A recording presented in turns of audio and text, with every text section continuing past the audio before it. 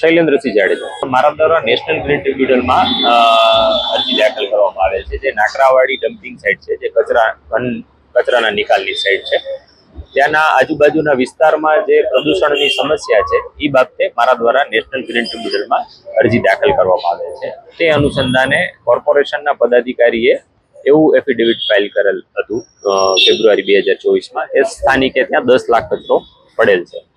હકીકતમાં આ માહિતી જ્યારે આરટીઆઈમાં માગવામાં આવી તો ધ્યાનમાં આવ્યું કે એકચ્યુઅલી એ લોકોએ 16,50,000 ટન કચરાનો કોન્ટ્રાક્ટ લીગસી વેસ્ટનો આપેલો છે.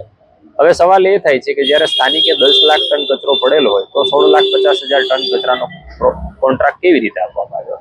તો ક્યાંક ને ક્યાંક મારા મત મુજબ નેશનલ ગ્રીન ટ્રિબ્યુનલમાં ખોટી માહિતી પૂરી પાડવામાં આવેલ છે, ખોટું એફિડેવિટ ફાઇલ કરવામાં આવેલ છે.